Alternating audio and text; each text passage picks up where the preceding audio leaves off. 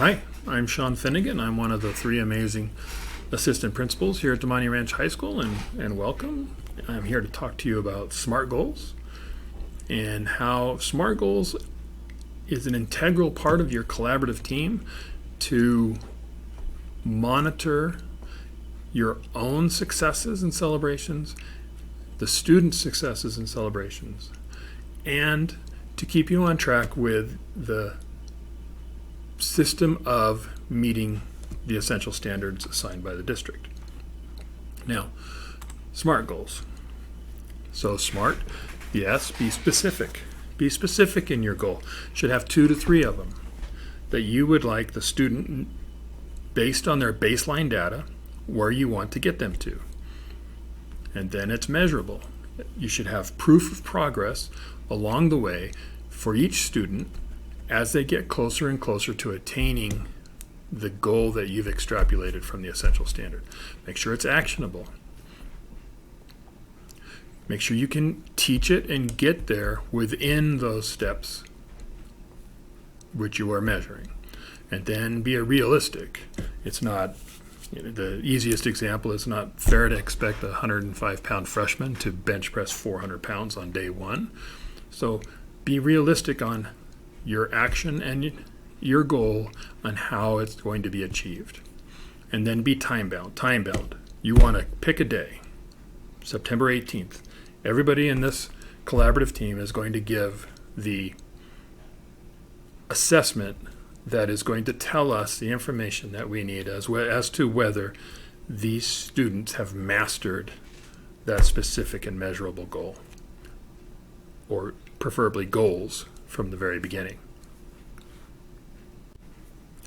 So why? Why do we need SMART goals?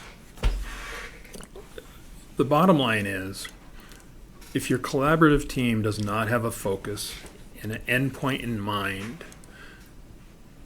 then you are just really swimming in water and you're not headed anywhere. And that's not fair to the kids. What is fair to the kids is that you know where they are based on your pre-assessment or based on your data that you've collected, and you know what they need to learn because now you have your essential standard and you've converted that into your SMART goals, and now you start the process of getting there. And you know where every single kid is.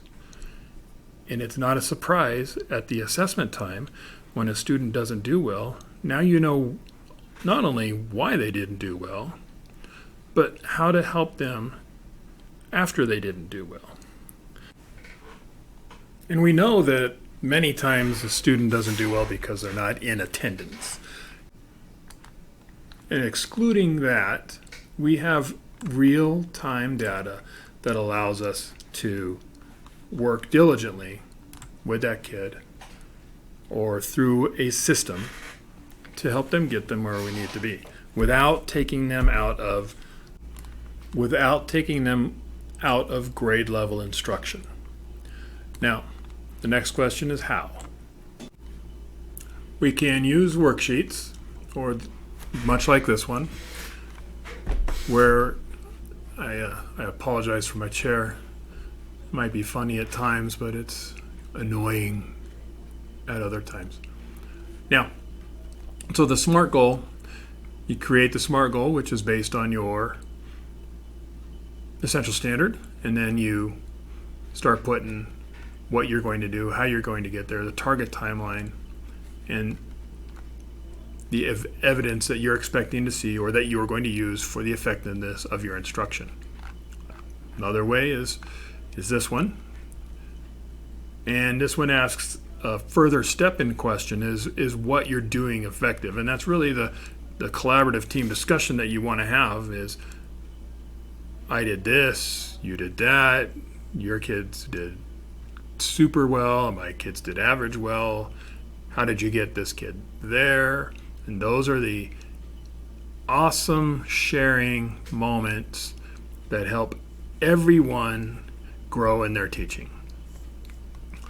And most importantly, we didn't decide that our SMART goal was based on what we thought they needed to know. We based it on what they did need to know. If they're not able to quote properly, which is one of the reasons why we have so much plagiarism, is now we teach them, and we teach them over and over. And sometimes we teach it over and over and they still plagiarize, and that's the way it is. And that's a different scenario. Now, it's also important to understand that our teaching goal and our learning goal are two different things. Our teaching goal is what we do.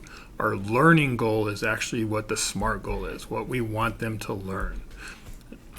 So make sure we're sticking with our learning goals and not teaching goals.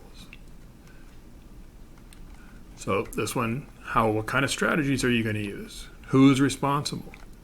Again, back to the viable curriculum of we are going to have the assessment on September 18th and 19th. Everybody's going to give it, and then we're going to look at our evidence. Here's another one. It also contains a model of a highly effective one. Again, this is in your binder. And then there's also this one, which is at the end of your binder.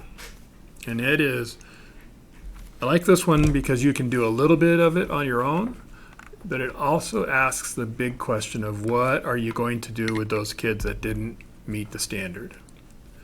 And it's really not what you as an individual, but what is your PLC, your collaborative team, going to do? And how are you going to work together to pick up those kids either during IC or during however you meet with them? Or are they really worthy of being sent to the MTSS team? And so when we send a kid to the MTSS team, that's a different discussion. Ooh, you guys almost got me off track.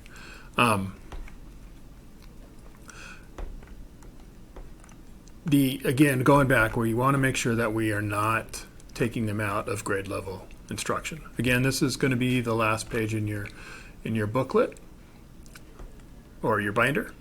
And I thank you for your time. The in-person part that I have is the viable curriculum, and that is really that the agreed upon test dates or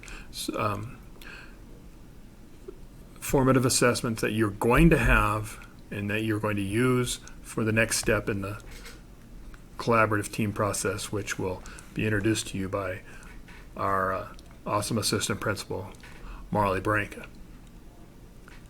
Glad you're all back, and I'm excited for this year. We don't have to do the hybrid day or anything like that. Now, I'm making this on Tuesday, and the board meeting's a little later today, so I may be eating a lot of crow or wearing a mask to hide what I'm eating.